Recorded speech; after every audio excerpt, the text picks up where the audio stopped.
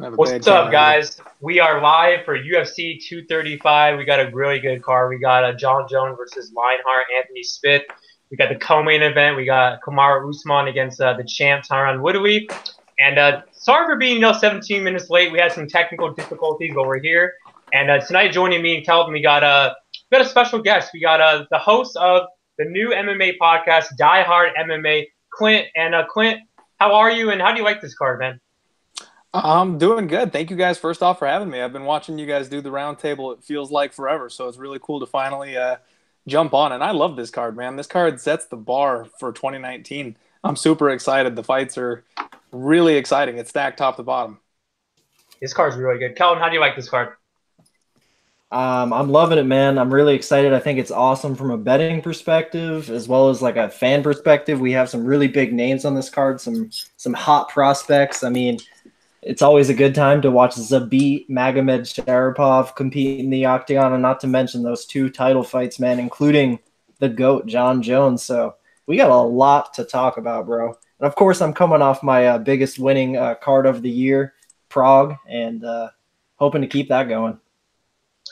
Yeah, man, it's always fun having another guy on. Like, I feel like we always get more views whenever we have three people on, and definitely when there's a lot of debates. We're gonna be disagreeing a lot tonight, I can tell. And first fight of the night, man. This is honestly, man, one of the toughest fights for me to call. I've been going back and forth. We got Hannah Cifers versus Viana, and I'm gonna let the newcomer go first, Clint. Man, this is a really, really tough fight for me to pick. I feel like the line is just it's a little bit off in this case. It's a little bit wide. I feel like you get these middling, middle of the road type of female fighters, men fighters as well. When they're in the middle of the road like that and you've got a heavy juiced favorite, I hate it because you don't feel good about it either way. It comes down to a split decision, and if you've got like a plus 200 underdog or something, you feel great, but the winner wins. So then you don't cash your bet, and you don't want to lay that minus 250, minus 300 on a favorite that's just barely going to squeak by.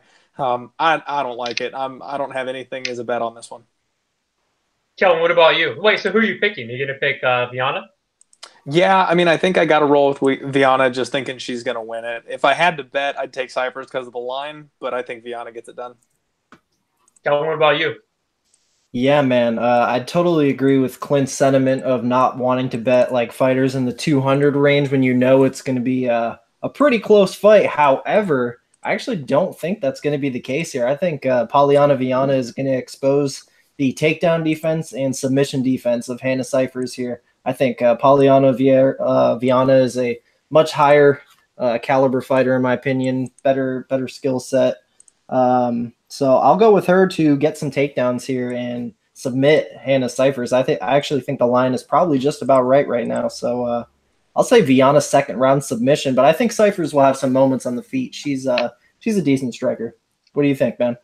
Yeah, dude, I've had like a really tough time with this fight. I've been going back and forth. Honestly, like I know that Macy Barber like straight up wrecked her, but she showed her moments in that fight, man, and she didn't quit. And dude, Macy Barber just moved up to 125, so she's a way bigger fighter than Cifers. Viana, I'm pretty sure was cutting from like 140 before her last fight, so Viana's a pretty big girl as well. But the thing is, like, this is your basic striker versus grappler matchup, and I don't like Viana's stand up at all. Like, I think that her defense isn't good. The way she just leaves her head, like, she kind of has that tall man defense, kind of like Sean Strickland. And I just don't like it, man. Like, she gets hit a lot, and JJ kind of like dominated her. I know JJ's a better fighter than Cifers, but I mean, I like the way Cifers like has her. Like, I think she has some pretty good striking, man. Like, she rips the body really good. She's aggressive. A lot of people are talking crap about like she's so nervous and stuff. Like, I feel like that doesn't have to do any effect in the octagon. Like, yeah, she's a nervous fighter, but that's just her personality. So honestly, that kind of makes me want to be a fan of her. Like, I'm a fan of Cifers. I hope she wins this fight. I think it should be more of a pick'em, to be honest. Like, I've been going back and forth. She's been tapped out a couple of times, and Viana has a really good ground game. But in my opinion, man, I think Viana's kind of sub or bust. I don't think she can win a decision here. And I think it's going to be back and forth, man. So I'm not going to bet Cypher just because I'm not that confident. I was thinking about a 1-unit shot, but I'm not going to play it. But I'm going to go with Cyphers, man. I think she's going to win I think she's going to finish Viana, man, with the second round TKO. I really like her pressure, and I think that I know she's a really small, like 115er. Like, that's one of her red flags for sure. But I think the aggressiveness, and she's really going to hurt Viana, man. So I got Cybers by a second round finish. But don't tell me that I'm definitely not playing that fight. So next fight we got oh my god, we got Gina Mazzani versus Macy Chiasson. And before I'll let Kelton go off on this first, but honestly, man, like I've been really impressed with Chiasson. Like I think she has a lot of talent, but she's just a little green. But we'll see what you guys have to say. Kelton, what do you think? Man, I like this fight a lot. I enjoyed watching Chiasson?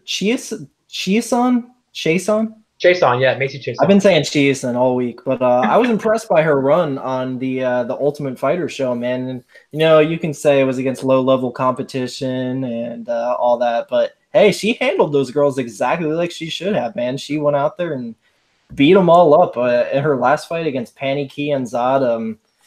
You know, most of that fight was in the clinch for a little while, but there wasn't really ever a point where Pani was in control of that fight. Macy was much stronger in the clinch. She's a decent sized chick at 145, man. I can't wait to see how huge and great she looks at her physical peak here at 135, in my opinion. I think some people are a little worried about that cut, but hey, man, I know it was even tough for her to make 145 in the Ultimate Fighter, but you know, you're in that house. It's way different conditions. She's surrounded by the right people right now. She trains at Fortis. I think with the full camp, I think the cut to 135 should most likely be smooth sailing here. But hey, I've been wrong before. But Gina Mazzani, in my opinion, Gina Mazzani is no better than the caliber of fighters that Macy Chiasson has been fighting in the house. So in my opinion, that wide line is pretty much warranted, and I do have a bet on this fight. No, I did not play minus 450 on Macy Chiasson. I actually bet the doesn't go to decision in this fight. I actually sniped the opener, minus 105. Got 2.5 units on that, which crazy how it opened up at minus 105. By the time the odds on Macy wins in the distance came out, doesn't go to decision was already minus 190, and Chiasson in the distance opened up minus 150. So I caught that minus 105, basically 45 cents better than the Macy in the distance, plus that insurance on if Gina Mazzani can maybe come out here and get a fluke submission, in my opinion. I mean, we are talking about a 3-0 girl in Macy Chiasson. She very well could make a mistake in this fight, which could lead to a Mazzani win. I think most people actually think Mazzani's path to victory here is to wrestle Chiasson for 3 rounds, but I just really don't see that happening, man, because the way she just looked so good in the clinch, she's so strong in the clinch, she's just going to be even bigger at this weight class, man. She's a real physical threat, and I don't see Mazzani. I mean, we just saw Mazzani get pretty much clinch fucked by Lena Landsberg, so what's going to happen here? I think Gina will control her up against that fence, land knees to the body. Gina's going to get tired, and as soon as Gina gets tired, I think Macy swarms it on her in the second round. I see it being pretty similar to her last fight, because if you really think about it, there's a lot of similarities in Pani Kianzad and Gina Mazzani, in my opinion. So I think it's going to go a lot like her last fight, man. I think she's going to land those knees to the body in the clinch in the first round and put her away in the second with strikes and a rear naked choke. So I'll say Macy Chiasson, second round rear naked choke. And I have 2.5 units on doesn't go the distance. Clint, who do you got? Damn, Kelton, that was a hell of a snipe with that line, man. Way to go. That minus 105 is slick, dude. She's sitting at minus 140 inside the distance on 5 dimes right now. And I agree with you 100%. I think she's just going to be too big, too physical. And really the only way you could play this this fight right now is you can get Chiasson by submission at plus 175. That's about the only value I think that you can get on the fight at this point in time, because I don't see Mazzani winning it, and I don't see it going the distance. So I'm right there with you. Yeah, man, I'm still kicking myself, man, that I didn't play her at plus 20 versus Pani last fight. But, yeah, man, I do think that Chiasson's going to win. You know, I've been impressed with her. I do think that she has a lot of potential for sure. I mean, I got a couple red flags. One is dropping to 135. Like, I want to know how she looks, because me and Kelton were talking about this off air. Like, she had a tough time, man, making 145 in the house. I know tough is different, but still, she's a big girl, man. I mean, before the 135 cut, when she was fighting at 45, she was cutting, like, I think from, like, 165. So the girl's big, man. But the thing is, like, I still think that she's better wherever the fight goes in Mazzani. Mazzani's just not that good, man. I mean, I don't know what it is. Like, I think she's kind of a small bantamweight, too. But, I mean, she lost the decision to Landsberg. I thought that was kind of a close fight. But, you know, she has decent wrestling, but she can get taken down, too. I think on the feet, Chiasson just the better striker. I think that she's bigger. I think that she hits harder. I think she's nasty, like, in the clinch, like Kelton said. You saw the TKOs that she got on top. I mean, she put away Laura Pacheco or Larissa Pacheco. She put away Leah Letts in the body. I mean, that was a pretty good finish. And then the panty fight, by the sub. But yeah, man, I got to go Chaseon. I think the line should be maybe a little more closer. Like, I think -450 is kind of crazy, But I got Chaseon. I just don't think Mazzany is that good. So I got Chaseon by a finish as well. So next fight, man, we got a very interesting fight. We got Edmen Shahbazian versus Charles Byrd. And I'll go first. I got 3 units on Edmen at -135. And I honestly, man, Charles Bird's not a jobber in my opinion. I think that he's pretty good. I don't think he's like one of the worst guys in the division, but I just think he's outsized here for sure. The guy's at 170, he's fought most of his fights at welterweight, and he's kind of a small middleweight, man. And I was impressed, man, with Edmen. I mean, I actually bet Darren Stewart, like Kelton did too. And damn, man, I mean, Edwin dominated that fight. I mean, the 3rd round, I mean, he looked. I mean, I gotta admit, man, he showed a lot of heart in that fight because I feel like most guys would have quit in that fight. And he showed a lot of heart, and I don't even think he was really that hurt. I think it was more of a gas tank issue. Like he got tired, and I mean, he took Darren Stewart down at will, and Darren Stewart hits like a truck. So, that was a good performance with Edmen. I think he might be better everywhere this fight goes. I mean, Charles Byrd has pretty decent striking, but I mean, we've seen Edmen, man. I mean, he has good striking too, and he's a can crusher. He's put away a lot of cans, but now when he's fighting Charles Byrd after he just beat Darren Stewart, I mean.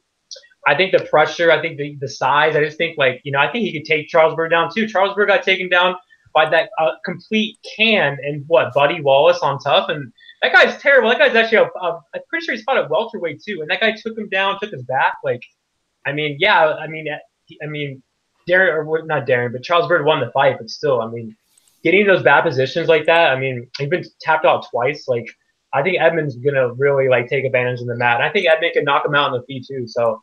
I like Edmen a lot. He showed a lot of perseverance in that fight, and he's only 21 years old. But I mean, I feel like we're going to see a better Edmen here, and I think you can hurt him on the feet, you can hurt him on the mat. So I got Edmen wherever the fight goes.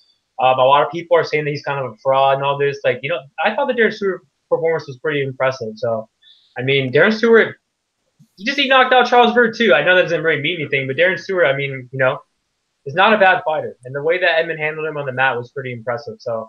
I'm going to go with Edmen here. I think he's going to take him down, and he's going to get a sub. I think he's going to hand Charles Byrd his 3rd sub loss. Kelton, what about you?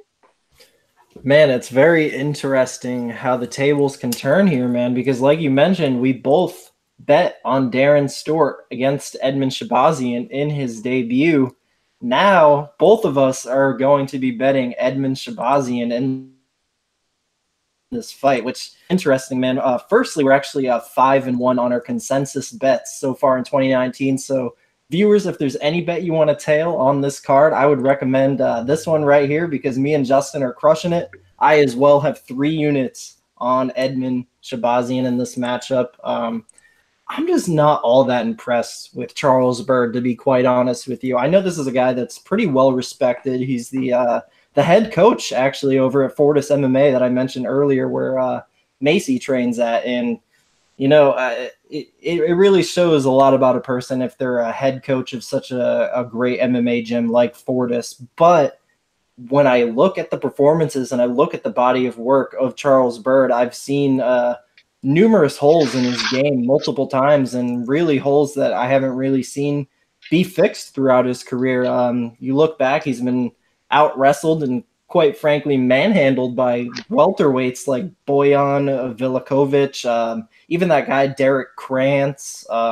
Justin mentioned the Contender Series. I know he won that fight, but you shouldn't be getting into hairy moments with the caliber of guys like that. And hey, props to him. He came out and got a UFC win against John Phillips, but I mean, we're talking probably one of the worst guys on the roster there. And then the Darren Stewart fight, a lot of people act like Charles Byrd was really dominating Darren Stewart, and then Darren Stewart kind of caught him out of nowhere. I wouldn't say that at all, man. The first round was kind of like a little bit of a clinch fest, and then Byrd had a few moments of success on the feet, but I mean, as soon as both guys started to get a little tired, I feel like Darren Stewart showed a little bit more heart.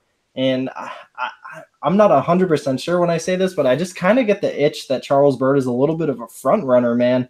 And I feel like Edmen Shahbazian can actually go out there and really impose his will and kind of break Byrd here, man. I feel like Edmen can go out there, implement the game plan that's been shown to beat Byrd before, and that's with takedowns. He was kind of known as a boxer before that Darren Stewart fight, and that's kind of why me and you kind of went for Darren Stewart there, because we thought he was going to box with Darren Stewart, and Darren Stewart was going to have the power and the heart, knock him out late, and hey, he almost did, but I was super impressed with Edmen in that debut, man. His wrestling looked on point. He's so strong and huge for that weight class. I mean, this is the biggest, strongest wrestler that Byrd has fought, and I mean, we've seen how this went, and it's not only that. You look at the record, every single time this guy takes a step up in competition, like I mentioned, the Krantz fight, the Bojan fight, and the Stewart fight, every time he takes that step up, he loses, man. He's 35 years old. I'm not sure how much room there is for improvement, since I've seen a lack of it in the prime of his career. So I really like the guy with the much, much higher ceiling here, even at 21 years old. We just saw him beat a very high caliber UFC fighter in Darren Stewart, and in my opinion, this might even be just a smidge of a step down, and we're getting, in my opinion, which is a gift of a line around that minus 130 range. So I love Edmen. I think he's a bright future. I think he takes this fight wherever it goes, man. He can knock Byrd out. He can drag him on the mat and beat him up there. So Edmen for the win, bro. 3 units, minus 121 I got. Clint, what do you think about this fight?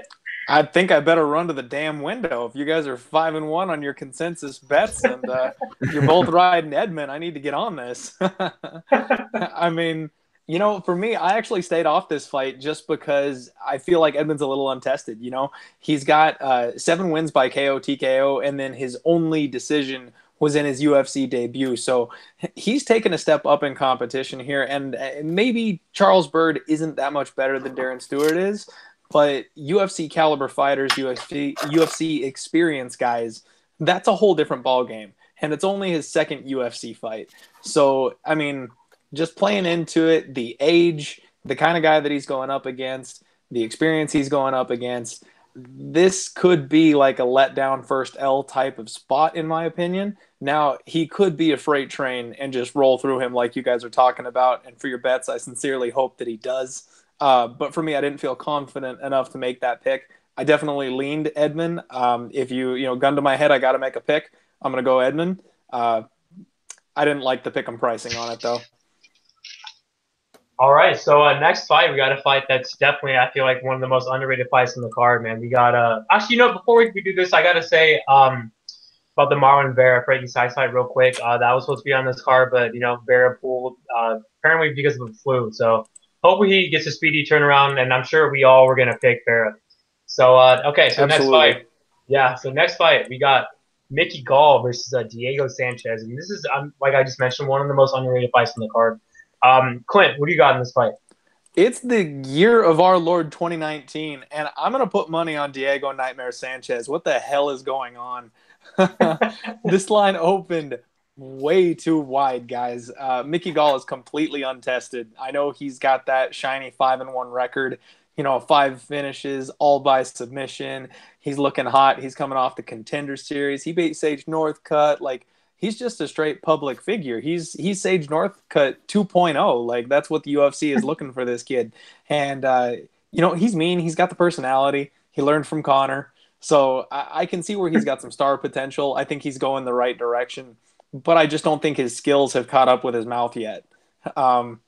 If you're gonna go into a fight like this completely one-dimensional, if all you've got is the ground game, you're fighting the wrong guy. Diego can wrestle. He's a technical striker. He may not have the aggression and the power like he used to, but he still knows what he's doing on the feet. And I think he's definitely the better striker of the two. I'd be hard-pressed to find anybody who would say otherwise when it comes to the striking with Mickey Gall. And even the submission game. I mean, Diego's been grappling for God knows how long. I don't think he's ever been submitted. Do you think Mickey Gall is going to be the guy to come in here and get it done for the first time? I don't think so. I think Diego grinds this thing out to a decision. And if Gall is constantly looking for the grappling, I think Diego's going to rough him up on the feet. I think Diego's going to be the guy on top on the mat. And honestly, it wouldn't surprise me if Diego pulled off the TKO here. Kelton, what about you? Man, this is awesome. I really like this fight for Diego Sanchez. So what I kind of wanted to start with is thinking about how most fighters make it to the UFC. Usually they have to do things like pay their dues on the regional scene, most of the time train at a high level camp. Sometimes they got to win a belt on the regional scene, at least get some high quality wins. Mickey Gall got to the UFC a little bit differently. He happened to be at the right place at the right time. He called out CM Punk in front of Dana White, and that is how Mickey Gall got into the UFC. Now, he made it to the UFC. He beat CM Punk. He beat Mike Jackson, too. All the props in the world to him for that. He did pretty much exactly what he did, or what he should have done. Then he got a little bit of a step up against Sage Northcutt. And, I mean, what really happened in that fight, those guys kind of – that was a really scrappy fight. It was a really entertaining fight, but and he kind of took control of most of it. But Sage had his moments for sure. He kind of – Mickey threw one of those close your eyes and hope for the best punches. He hurt Sage with it. No really technique on the feet at all. Just hurt Sage with a lucky punch. He's just bigger, man. Opinion. Yeah. He does hit hard. He is a decent size for the weight class, but I just don't really see that happening with Diego Sanchez here, man. Diego Sanchez is about 1,000,000 times more experienced. He's still going out there and winning fights. Beat Craig White, beat Marcin Held, which Marcin Held is no slouch of a fighter, in my opinion. And really, if you want to look at similar matchups, Jits guy, Diego Sanchez has a good track record against jiu-jitsu fighters. Clint mentioned he's never been submitted before, and I really don't see this. In my opinion, he's still pretty green, this green kid in Mickey Green. I don't see him going out there and submitting Diego Sanchez. In my opinion, what Mickey has to do here is keep it on the feet and probably knock Diego out, because obviously that chin is deteriorating, and there's probably a reason why Mickey Gall might be the favorite here. And actually, you mentioned the line opening wide. It actually didn't even open this wide. Mickey Gall opened a minus 210 favorite, and the public bet him all the way up to minus 375. And then smart money has been slowly rolling in on old Diego Sanchez here. And, I'm a little worried just because it seems like a lot of people are on Diego Sanchez here. And we all know those casinos and sports books didn't make their money from everyone being on the right side. So obviously there's concerns there. There's concerns with the chin. There's concerns with the age, all that good stuff. But, man, I'm happy to say I actually just made a bet on Diego Sanchez just a couple minutes ago, live on the podcast. I have 1 unit on Diego Sanchez. That's going to be my final play for this card. 1 unit plus 220 odds. I think he gets it done, man. I think he can. Honestly, I wouldn't recommend it because Mickey's path is to knock him out, but I honestly think Diego can outstrike him here even. But obviously the safer path to victory is to wrestle, and believe me, he can definitely wrestle here. Mickey has some suspect takedown defense, and I don't see him reversing Diego on the mat here, man. I think Diego is there's nothing Mickey offers that Diego hasn't seen already here, man. So I love this spot for the legend Diego Sanchez, and I have a feeling it most likely will not happen. This guy wants to fight forever, but how perfect would it be if Diego Sanchez could go off on not a 1, but a 2-fight win streak? I really want to see it happen. So let's go Diego Sanchez. I'll say 30-27 decision, but if he finished Mickey, I wouldn't be surprised either. What do you think, Justin? Yeah, man. First off, I want to say I hope you guys cash because I'm not going to be playing it. But I'm actually going to go the other way, man. I got Mickey Gall here, and, I don't have, the best read on this fight. This is definitely a hard fight for me to call. I do think Sanchez is really live for sure. I do think that he could definitely win the fight. But the whole durability thing, the thing is, I know Mickey Gall's striking is not that good, but, if Sanchez wants to strike with him on the feet, which I do think he has advantage, he doesn't have the chin advantage. Diego, the guy's, he's taken so many, wars. He's been in so many different wars, man. I feel like the Craig White win was good, but, he dominated him, from bell to bell, but Craig White still even hurt him, too, on the feet. And I feel like if this fight hits the mat, I think Diego has the advantage there, but I think Gall is really scrappy. He could definitely, you said he wouldn't probably reverse him, but I think there could be some hairy moments on the mat, honestly. But I just think what's going to happen is that Gall, he's a young kid. Okay, he's green for sure, but training with Cowboy Cerrone, Matt Brown, Joe Schilling is only going to make him, I feel like, a better fighter. The guy's not a good striker, but he has a pretty decent right hand, and he has a good chin too, man. And we saw him get dropped against Sage. Randy Brown kind of hurt him on the feet. I don't see Diego knocking him out, and I think Diego needs to get this fight to the mat because on the feet he is more technical. But I just think that he could get caught here, man, because Gall, man, I just feel like has more left in the tank for sure. He's a young kid. And I don't think Gall's going to get a knockout on the feet. Like, I really doubt it's going to happen. If that happens, I'll be really surprised. But I really think that Gall could drop him, man. Gall could maybe could hand Diego his first submission loss. Like, I hope you guys catch, like I already mentioned, I think Diego's a live dog, but I just can't get that out of my head that Diego Sanchez 2019, his chin, I mean, he's been knocked out 3 times, I feel like, at his last 4 or 5 fights. And, I mean, he has the advantage on the map, but I don't think he's going to, like, dominate him on the map. Mickey Gall has a good ground game, too, you know, and Mickey has a good back take, too. I know Diego's ever been tapped out, but first time for everything, man. So Who knocked him out, though? Knocked out who? Diego Sanchez. Who knocked him out? Matt Brown with that vicious elbow, and then Al Iaquinta. So definitely they're way better. And who else? I mean, just level of fighters, man. The last one before that was Joe Lozon, and he's the UFC's bonus leader. He knocks people out and submits people left and right. I don't think there's any shame in losing by KO to those 3 guys, especially after the performance Al put on against Khabib. That's just a way level higher of competition than anything Gall is anywhere close to. It is. I'm just telling you, just like he's taking so much damage. That's the thing. Like even Craig White hurt him, man. Like I know Craig White like got his ass kicked, but Craig White still hurt him with the knee, man. So I feel like a young kid like Mickey Gall, who I don't think has a better striking. I just think he could definitely hurt him in this fight, and you know he could possibly get him out there with a sub or win a decision. I think it's gonna be a back and forth fight. I really do. I don't think it's gonna be complete domination for either guy. So I'm gonna go with Mickey Gall by a 29-28 decision. And I hope you guys cash. So it's a fight that I'm not like I don't have a good read on it at all. So next fight we got a fight that I'm sure Kelton has a pretty good read on. We got Cody Stamen versus Alejandro Perez. And Kelton, who do you got in this fight? So earlier when we were mentioning the minus 200 something favorites, when you know the fight is going to be pretty close, this is one of those spots, man. I can't believe the line on Cody Stamen here. Now he is a very talented individual. He's got really good wrestling, and I mean, he wins fights. That's a really impressive record. What is it, about 17-2? I've bet Stamen numerous times. I'm a huge fan of the guy, but another guy who I've bet multiple times and won on is Alejandro Turbo Perez, the King Weasel. This guy just knows how to win fights, man. This guy knows how to take those scorecards from people. He's a really, really intelligent boxer. He's got decent power in his hands. He forces people to give him respect. He underrated power on the feet, man, in my opinion. He doesn't have a whole lot of knockouts to his record, but honestly, like he's super sharp on the feet. And I really see the striking exchanges going Alejandro Perez's way here.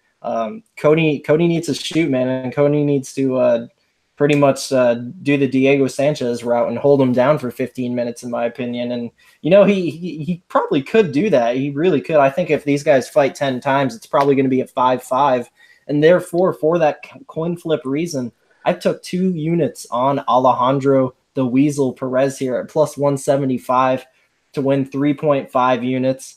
I'm going to say he stuffs the majority of the takedowns and does enough damage on the feet to where the maybe the 1 minute of top control Stamen gets for the round, I think it won't be enough. I think Perez lands the more volume, harder shots, and the judges are going to like that a little bit better than the 1 or 2 minutes of top control. And we'll see. We just need 2 rounds. This guy, he knows, like I said, he knows how to win those 2 rounds, and this is such a doable fight for him, man. I can't believe people are betting Cody Stamen at minus 200 here. It's just unbelievable to me. And Alejandro is also one of my favorite plays on DraftKings for this week because, like I said, man, he has underrated power in his hands, and I actually think he could give Cody Stamen his first knockout loss here. So I'm going to go with Alejandro Perez. I'll say he wins a decision. I'll say he wins a 29-28 split for Chuckles, but we'll see what happens. Who do you guys got?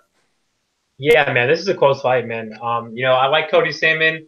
Aljo straight up wrecked him last fight, but the first round, I mean, Cody won the first round, and Cody actually took Aljo down like what 2 or 3 times. I thought that was pretty impressive. I just don't like what I see. I saw on the tape with Turbo against Matt Lopez. I mean, Matt Lopez took his back like twice, bro, in that first round. And yeah, Matt Lopez is, you know, a good wrestler. I feel like he's definitely at the end of his career in the UFC. But I think a guy like Cody Stamen, man, like he has really good wrestling, man. I mean, he doesn't have the best control. Like he doesn't really like go for ground and pound or anything, but he just has good. Okay, let me take that back. He has good control, but he doesn't have good ground and pound. Like you don't see Cody getting that many finishes on the mat. You know, he's a decisionator. He gets a lot of decisions. On the feet, I feel like it's gonna be super close. I think Cody has maybe more tools in the feet. You know, he has good kicks. He's fast too. Perez is definitely more technical. I think they're both, have good shins. You can say Perez lost to Pat Williams a long time ago and all that. But that's a long time ago, man. He's been sub 3 times a long time ago. I think I don't know about a fluke. I mean, it was a fluke, bro. You think it was a fluke? It was 100% a fluke, man. If they fight 10 times, Alejandro wins 9. Honestly, a lot of the wins that he's been getting lately, Turbo Perez, I mean, you could say the same thing with Caraway versus Stamen because that was a really close fight. They're kind of close. I mean, the Eddie Wyman fight was close. I do think Wyman lost, but, I mean, the fight was super tough. The guy gets dropped 3 times. He still wins. I mean, Perez is definitely a good fighter. He's underrated for sure. I see this fight really going 3 rounds. It's going to be a split. I think it's back and forth. And I just think the wrestling of Cody Stamen is going to cancel that out and get a win. So I'm really anxious to see how he looks coming off that, that L to Aljo. I don't think he tore anything. I feel like I heard something that he did, but then recently, I saw that he didn't. So, but it's definitely interesting to see how he looks from there. But I just think the wrestling man's going to be big here. So I think Cody's going to take him down a lot, man, and maybe not, dominate him on the map, but I feel like he's going to win from getting 5 to 8 takedowns. So I'm going to go with Cody Stamen by a split decision win. What about you, Clint? Man, good luck, Kelton. I think you've got a very live dog on your hands. I think you're absolutely right. I think this comes down to a split decision. This line is way out of hand. It shouldn't be a minus 200 for Cody Stamen. I think he's a hype train. That's why it got bet up quite that far. Should be a whole lot closer. So there's definitely value on Perez. But, Cody, before losing to Aljo, his only loss was a split decision way back in 2014. I mean, the man just wins. He's a grappler. He sticks to people. And it wouldn't surprise me if he got Perez on his back. But, this one's too close to call. And I don't like the line. That's the reason I don't have a pick on it. I love my dog bets. So if I was going to have to make a pick on this one, I would side with you and go with Alejandro Perez and hold my nose and just pray when it comes down to the split scorecard at the end. Just pray for it. But I'm not getting anywhere near this fight. Yeah, one thing I want to mention too is that losing to Aljo, man, was not a shame. I mean, Aljo is probably the most improved fighter in the division, man. I mean, Aljo, I honestly thought he was a fraud, man, maybe a couple years ago. But now, the dude is a top 5 guy. He just beat Jimmy Rivera every round. His striking's improved a lot. That floored me. I was all over Jimmy in that fight. I was caught way off guard by Aljo. Yeah, I don't think anyone saw that coming, man. And Cody Stamen's his first professional loss, which is on the regionals, that was a super close fight. That actually could have gone either way. So I think I think Aljo's loss was his first real loss. I really think that loss that Cody had back in the day, he won that fight. But anyways, let's get on the next fight. This is definitely one of the best fights of the card. We got Misha Cirkunov versus Johnny Walker. And, a lot of people out there think that Johnny Walker is a fraud and all this. And, honestly, after watching tape for him making his debut against Khalil, I didn't think the guy was that good. I mean, we saw in the regional scene the guy, that one weird fight that he got knocked out a long time ago. He got dropped 3 times. He kind of flops and all that. And everyone's like, this guy's chinny. And, I mean, dude, the guy has really improved, man. I mean, yeah, he's been beating maybe guys in the bottom of the division, but I don't think Khalil and Justin Ledet are terrible. I think, and the fact that he's finishing them, the way he's finishing them, Johnny Walker, man, this kid, I'm not gonna fade this guy yet. I feel like he's gonna get exposed soon, but it's gonna be against a top guy. And Misha Cirkunov, in my opinion, is just not a top guy. The guy had a lot of hype, but he's slow and stiff on the feet. I think that he has good grappling, but it is is he gonna go for a takedown immediately? I mean, he likes to bang on the feet, and I feel like this guy quits, man, when he gets in one bad position. I mean, you saw him against Volkan and kind of hurt him against the ear, a little soft punch, and then he got knocked out. The Glover fight was super alarming because, I mean, he was kind of, I think, winning on the feet, and then Glover takes him down and then took his back. He just turtled up and just quit. So he looked good last fight against probably one of the worst guys at 205 right now, Pat Cummings. Pat Cummings is beating some pretty good guys. He beat Jan, but I mean, he's just done in my opinion. He's at the bottom of the totem pole. And I think Johnny Walker's explosive. One thing that I love about him is his movement. His movement at 205 is legit, man. I mean, he moves like a freaking welterweight, man. He's super fast. He's one of the biggest 205ers. He's definitely on that Brazilian acai, if you know what I mean. And Misha Cirkunov, man, he's chinny. I mean, you could say Johnny Walker's like been chinny too, but I mean, not like lately. I mean, it's an 8-5 winning streak, man. I mean, he's handled everyone that he's been, put in front of. And yes, he's been knocked out twice, but I mean, they're a long time ago. And I just feel like Cirkunov's going to go out there and try to brawl with him, man. That's not what you want to do. So, I mean, yeah, he dropped Krylov and all that, and got Krylov out of there. But Krylov's, kind of he's getting a lot of wars, man. And Johnny Walker, man, I mean, this dude like does a lot of flashy stuff, but dude, like he has good fight IQ, man. And he's taking this fight like he fought like 3 weeks ago, a month. So he's definitely more active. And I got to go Johnny Walker here, man. I think he's too fast for Misha, and I think that he's more explosive, and I think he's a better athlete.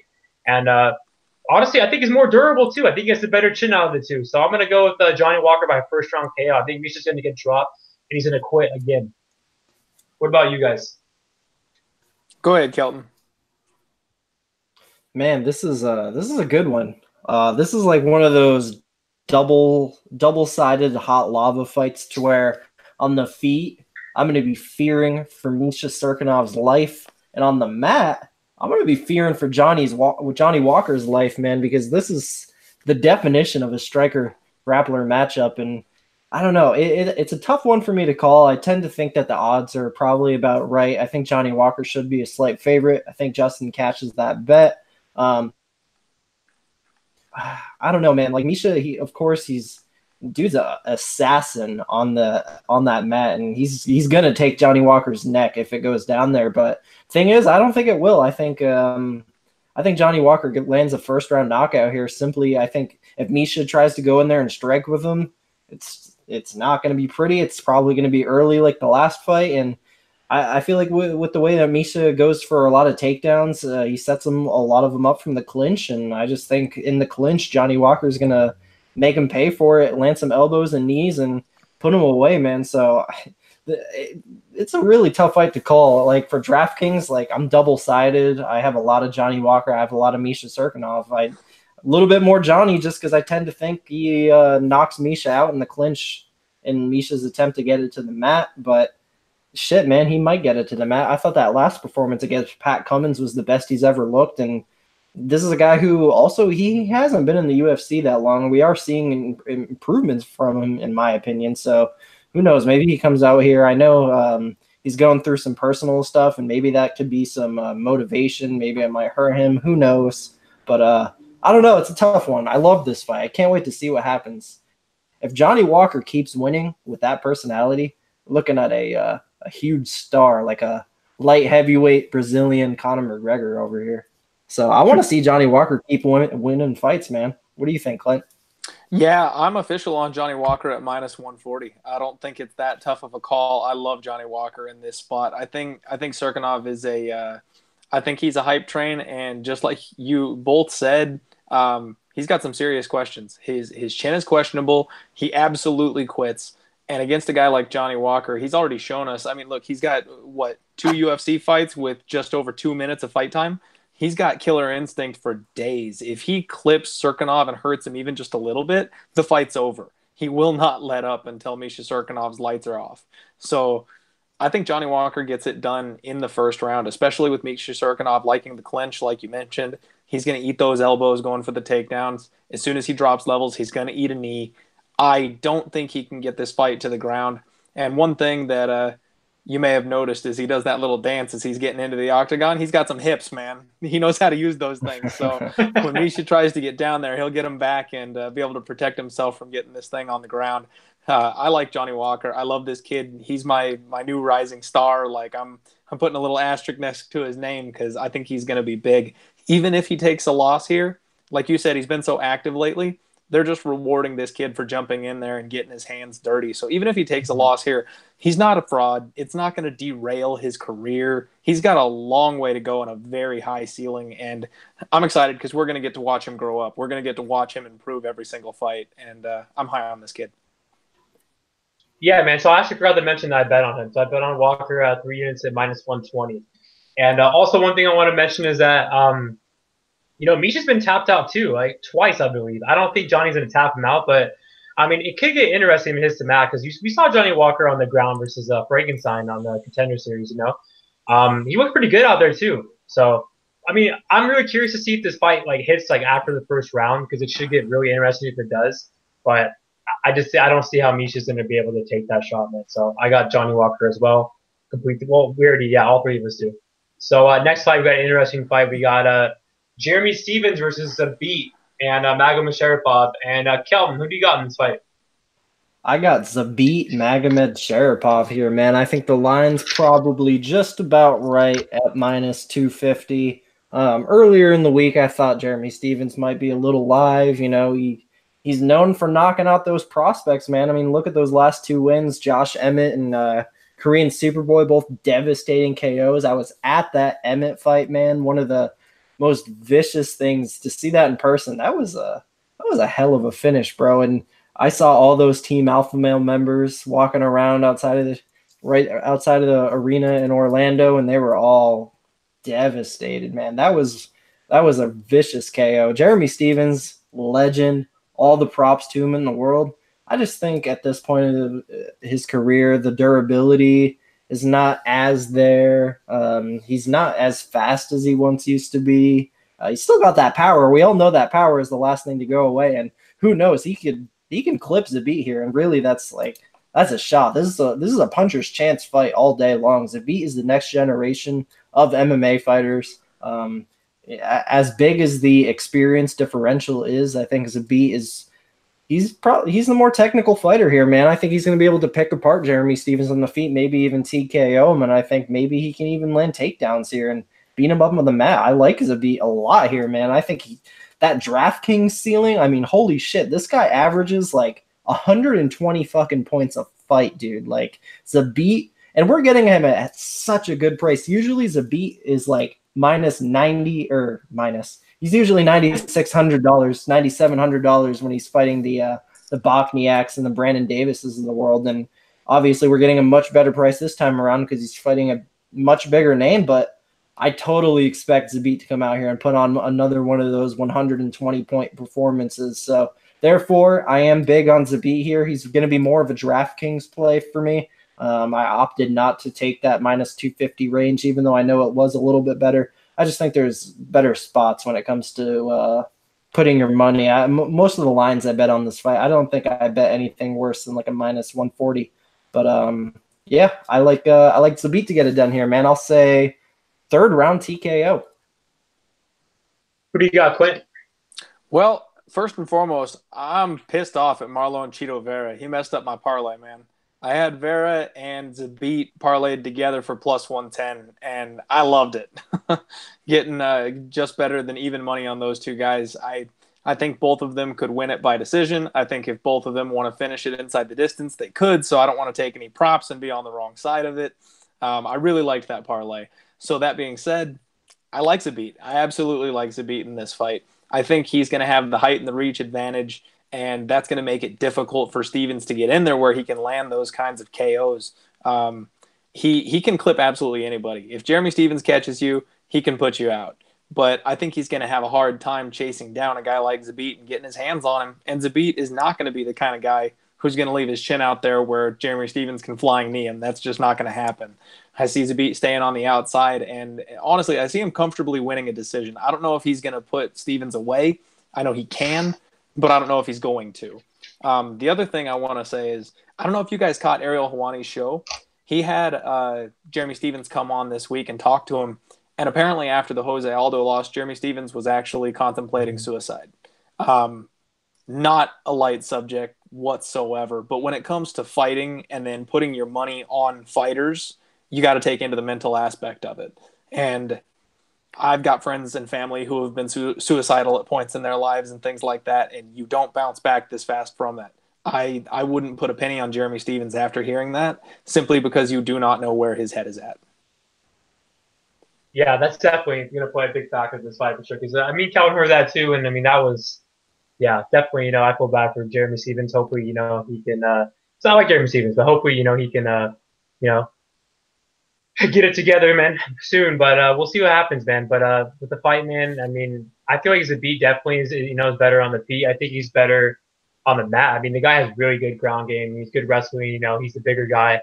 The only thing in this fight, this is a pretty big step up. Jeremy Stephens is definitely the best guy he's fought. I feel like Shayman Rice is a pretty good fighter, but he's not in the same ballpark Jeremy Stephens is. Jeremy Stephens is a good veteran. He could definitely be at the.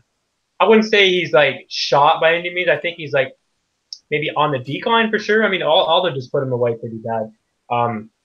But you guys mentioned Jeremy Stephens. He's a brawler. He can clip anybody.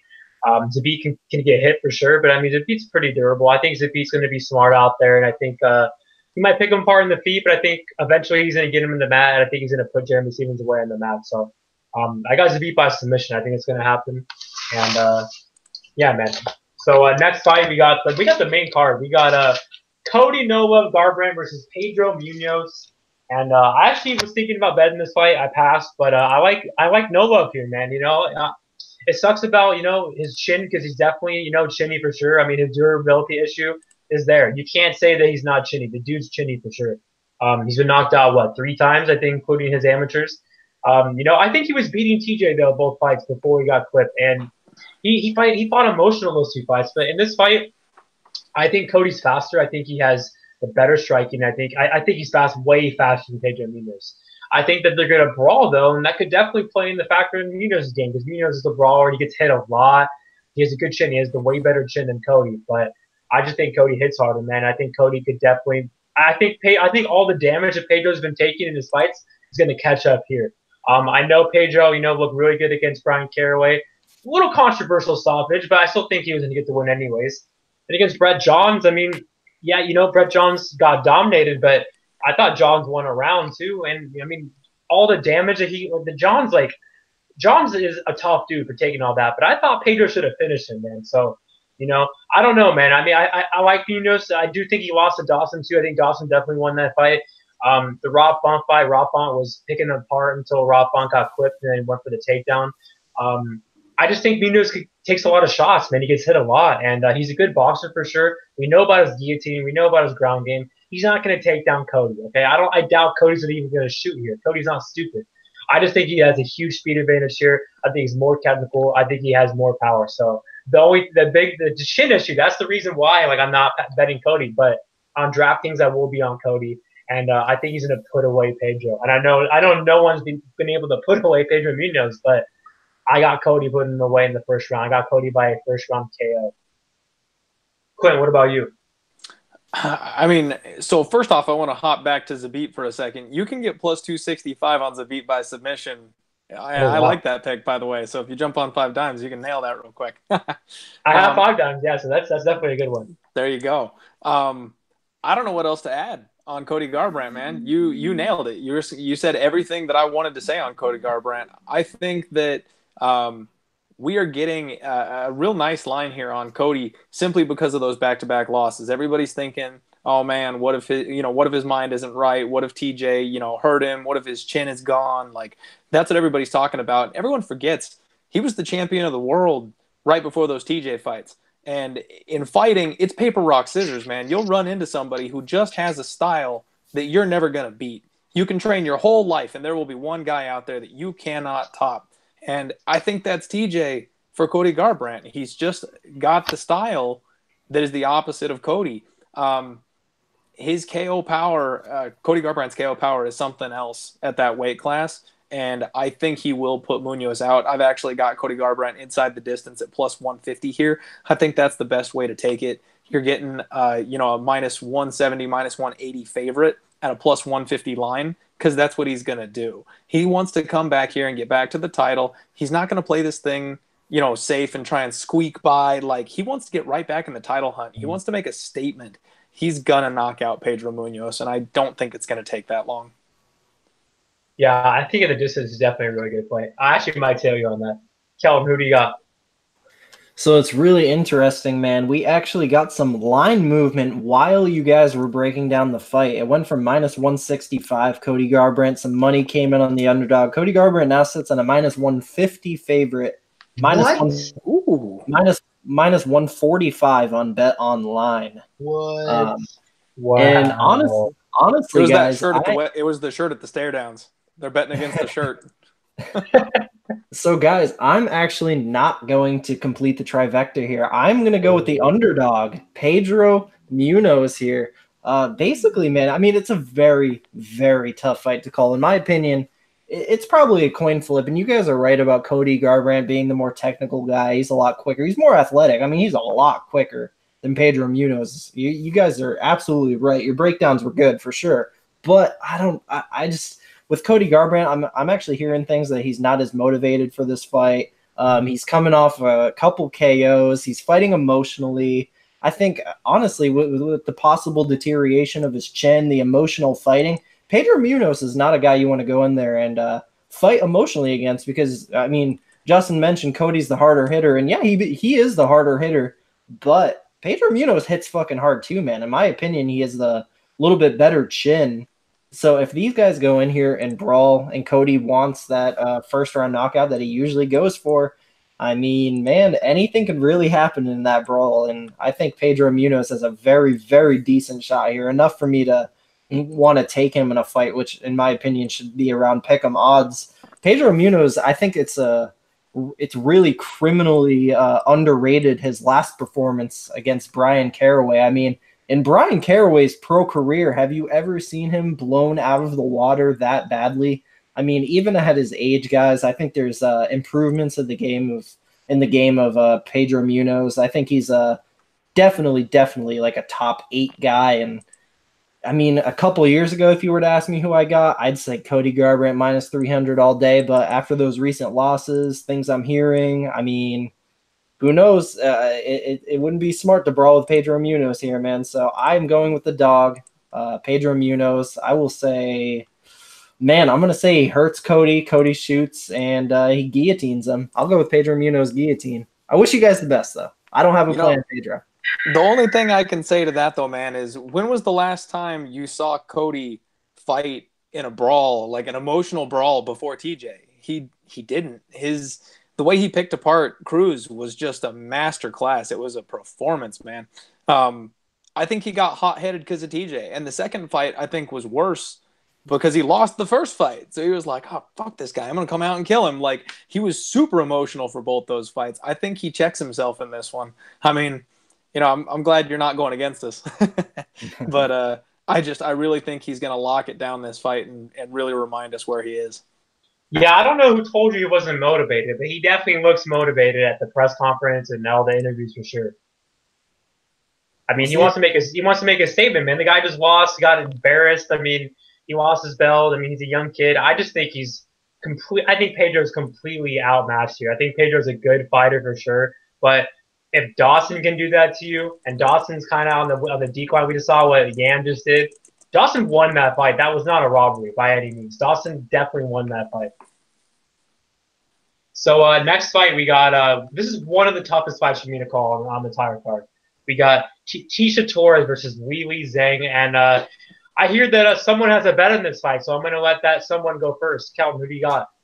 Yeah, man, this is the biggest play of the card for me. I got Weili Zhang. I did not get most of my bets. I got pretty good odds, but I fucked this one up, man. I didn't see money coming in on Tisha Torres, but yeah, I'll say I got 4.2 units on Zhang at minus 140 is what it is. That's to win 3 units.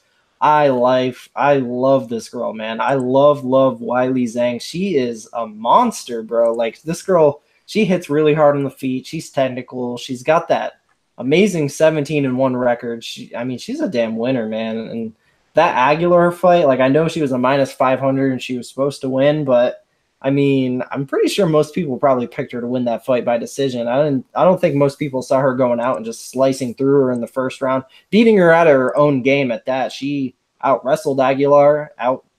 She smoked her on the mat, man. Like, this girl is so well rounded. I mean, I think she's a special athlete, man. Like, when I watch tape on her, like, she's not like the rest of these girls. She is mean. She's definitely training with dudes, man. Because I'm going to be honest, when I was watching her fight, I thought I was watching a dude fight. Like, honestly, I think she's that high level. Like, she's really good. And Tisha Torres, on the other hand, obviously she's fought the who's who in that division. But honestly, I think what's going to happen here is what usually happens. She's going to fall short to the elite competition. In my opinion, Weili Zhang is elite competition. She deserves that minus in front of her betting line. And I think she goes out here, lands the harder shots than Tecia Torres. I mean, really, it's hard for me to think of a path to victory for Tecia Torres here other than kind of running and hitting and running and hitting and running. I mean, I think Tecia has to fight the perfect fight here, man.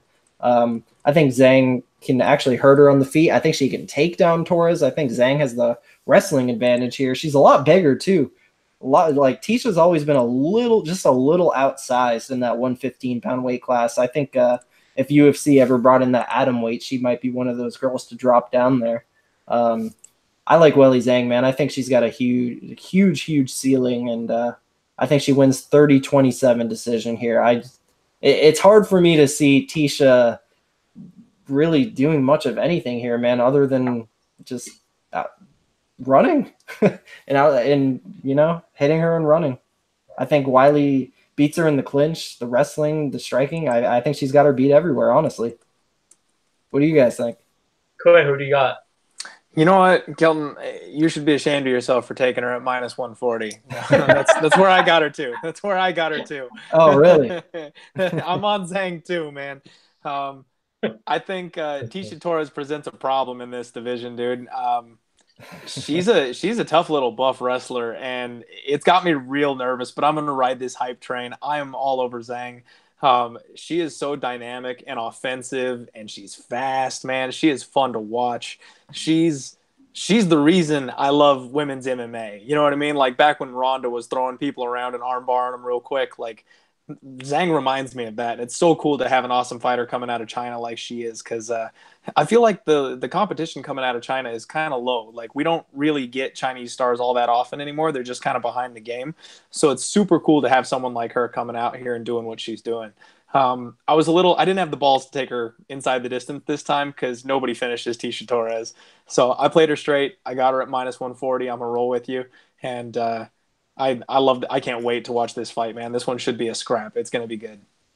Yeah, I'm going to complete the trifecta, but I do think that Torres is actually a live dog. I think she has the better striking. I think she's more technical on the feet. No. But the thing is, okay. Really, Zhang might have more tools. Okay, she might have more tools, but I think Tecia, man, can throw more volume. I think she has the better striking. I think Zhang has to get this fight to the mat, but I mean, she does in all of her fights. I mean, that's her best. I feel like her grappling is better than her striking. Tecia Torres is beating a lot. I mean, come on, man. Tecia Torres is no slouch, bro. She's definitely, a top 10 girl, and she's on a 2-fight losing streak against JJ and Jessica Andrade. So I think it's a huge step up for Zhang. This is by far the best fighter Zhang's ever fought. So I would not be surprised if Torres won this fight because she definitely can throw out more volume for sure. I mean, is Weili Zhang like low-key chinny? Because, I mean, she could be. I mean, she got Danielle Taylor hurt her, man, twice in that fight. And Danielle Taylor hits fucking hard, dude. Danielle Taylor is not that good. Have you seen her? Have you seen the size of her ass, bro? I don't think Danielle Taylor is that good. She's not, but she hits hard, right? She hits hard, but I mean, Tecia Torres throws out way more volume than that. Zhang, in my opinion, won a clean 30-27 against Taylor. I don't know. I think Taylor might have won one round. But look, I saw your eyes roll back. I'm picking Weili Zhang, but you really think that she's better on the feet than Tecia? Because I don't. Yes, of course she is. I think she's more dynamic than Tecia. I think she's got more tools. Yeah, that's exactly what I said. She has more tools, but I think Ticia's more technical. Jeez. I think Tecia throws out more volume too. So the volume she threw out against Michelle Waterson. I mean, Tecia can, throws out a lot of volume. Michelle Waterson's an atom weight, bro. An atom weight? I don't know about that. Waterson's not a bad fighter. I think that she's a top 10 girl, but KK is going to beat Michelle Waterson, but that's just pretty fake. Anyways, I just think it's a close fight, man. I mean, a lot of Ticia's fights are close. I mean, Ticia's a very tough girl to finish, like Clint already mentioned, or both of you guys already mentioned. And I just think it could be a back-and-forth war, man. I mean, Ticia's, has a lot at stake here. She's on a 2-fight losing streak. She moves back to the American top team. She broke up with Raquel Pennington. That's probably the best decision she's ever made. I mean, now she has, I feel like she had to go back to ATT. I mean, she was training at some no-name gym in Colorado. I mean, I think that's a big move for her, man. So I think we might see the best Tecia Torres ever. But the thing is, it's a big step up for Weili Zhang. She's not fighting Jessica Aguilar anymore, bro, or Danielle Taylor. She's fighting a top 10 girl, and Tecia Torres coming off a 2-fight losing streak. So I'm going to go with Wei Zhang by a 29-28 split. I think that she's going to control Tisha on the mat because Tisha, I mean, her takedown defense is not the best. She definitely gets taken down. She's, a lot of her losses are that she gets taken down. So I'm going to go with Wei Zhang by a split. But I hope you guys catch, but I would not be surprised if Tisha can edge out a split here. I mean, hey, one more thing. I know it's not the same Rose, but the Tisha fight, the Tisha that fought Rose, that was a really close fight. That was obviously a long time ago. Tisha's legit. This is a close fight. Yeah, Tisha's not like anywhere near a bad fighter at all. And I was kind of caught off guard when Kelton said that she's way better on the feet. I think Tisha's more technical, man, for sure. Here's the thing, man. Like a lot of Tisha's fights, like Tisha Torres doesn't really dominate her opponents. I feel like from a Weili Zhang betting side, like worst case scenario, I feel like we have a close fight. Like worst case scenario, the fight ends up being really close and we're sweating the shit out of those scorecards. I feel like that's the worst case. And I feel like for that being a worst case scenario, I feel like all the values on Weili Zhang at this price. It is, but you guys know it's a big step up though for her. Like this is definitely the best girl she's ever fought by far. Of course. Absolutely. But I think she needs. I think she has a big advantage on the mat. I don't know. On the feet, I think I could get close. I really do. I think they could. I think the key for Zhang is the scramble, man. I think the scramble is where she's going to get it done. I wouldn't be surprised if she got a back take or something in there because she's so quick. Her transitions on the mat and stuff look really, really good. I think that'll come into play. Yeah, I agree, man. I do think that the ground game is really good. One more thing about Clint mentioned that Chinese MMA. Dude, the Chinese are on the come up. You got two star chicks in Weili Zhang and Yan Xiaonan. And then on the men's side, Song Yadong and Pengguan Liu. Those guys have a really, really high upside. So Chinese MMA is on a huge rise right now. Speaking of Chinese MMA, Pengguan just got a huge fight too. Who did he just got to fight? Pengguan's fighting. Fuck, who is he fighting? He's fighting someone. Ray Borg. Yeah, that's a hell of a fight. That's a really good fight. Speaking of Chinese MMA, you didn't even mention one of my favorite fighters in UFC. Lee the Leash is fighting Howboy. I mean, I don't know if is that true? Because I mean, we saw a rumor earlier, but if that's true, damn, that's fight of the night for sure, right? No chance of that being boring. I know I got there pre-tape, and I guarantee you both you guys are on the other side.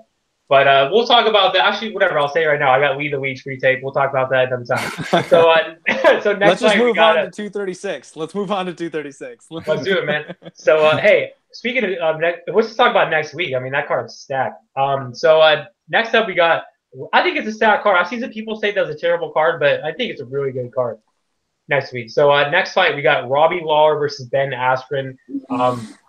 Damn, this is definitely, I mean, I feel like a long-awaited, debut, man, for Ben Askren. I mean, I feel like we should have seen Ben Askren in the UFC a long time ago.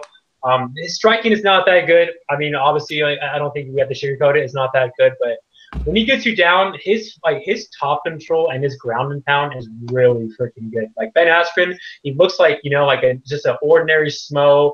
He has a dad bod, he has curly hair, but the dude, like his ground game, man, is serious, dude. And I know that his competition level is not the best. I know he's beaten Douglas Lima, and the guys he's been fighting lately haven't been the best. But Robbie Lawler, man, I mean, I think it's at the end of his career. I love Robbie Lawler. He's definitely, a Hall of Fame guy. I think, he's definitely, the guy had some really good wins. I mean, he beat Rory McDonald twice. But the thing is, I mean, the damage he's taken. I mean, Woodley knocked him out. He had a war with Cerrone, which was really close. That could have gone either way, to be honest. And then his last fight with RDA, I mean, RDA broke him. RDA hurt him multiple times. RDA took him down, 3 or 4 times? If RDA can take you down, what do you think Ben Askren's going to do? And Robbie Lawler hasn't fought in a very long time. He's coming off, 2 surgeries. I think he tore his ACL and his meniscus. I think it's easy money for Ben Askren here. I think he's definitely going to get it done in the distance. So I got Ben the Funky Askren by a first-round TKO. I think he's going to get him down, and his ground and pound, man, is legit. And what he said about that Khabib thing in that press conference, he's going to get on Khabib's back and chant USA. I mean, I was on board, man. I think Ben Askren's hilarious, but we'll see. I want to see him fight my boy Marty because if he does, he's in for a rude awakening. What do you guys think about this fight? Kelton, who do you got? Man, when you said it, Ben Askren versus Robbie Lawler, I got chills, man. This is a awesome fight. I wish it would have happened like 3 years ago when Robbie Lawler was still the champ, because that would have been like literally a super fight. But hey, it's happening a couple years too late. But hey, man, this is still an amazing fight in my opinion. I'd say even with the drop off, Robbie Lawler's still like a top 10 guy. I think both these guys are probably top 10 welterweights, man. This is a really high level fight.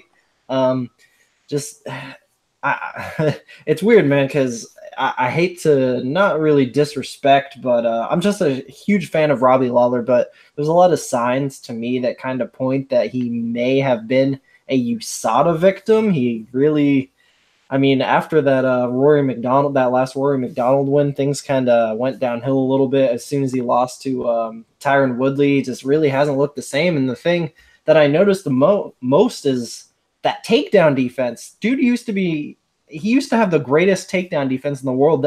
Some of those sprawls he got on Rory McDonald in their war, like some of the most beautiful sprawls you'll see in MMA, but then recently, a year ago, Robbie Lawler fights former lightweight Rafael Dos Anjos, and Dos Anjos is just kind of taking him down at will. I'm like, this is not the same guy. I'm convinced 110% this is not the same guy. And I think Ben Askren, he comes in here and does what he normally does. He's going to make this a Ben Askren fight. He's going to take down Robbie Lawler, and he's going to beat him up on the mat, man. Ground and pound, maybe late third round finish with the ground and pound. I think honestly, Robbie Lawler's path to victory here is to get the knockdown or get the knockout before Ben Askren lands that first takedown. Because honestly, I think one takedown.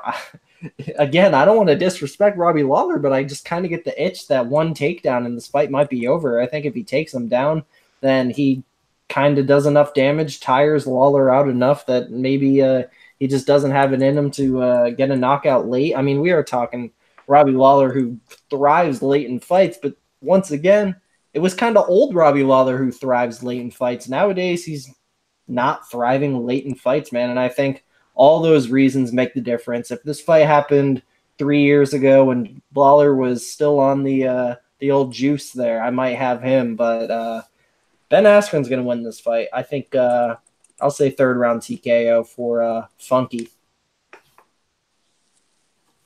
Clint, what do you got? I'm going to complete the trifecta. We're all on Askren. I think that Robbie Lawler is a shell of himself, and coming back after all that time, it's not going to do him any favors. And like you said, his knee is going to be compromised. Both of those surgeries are going to cause a problem when dealing with takedowns.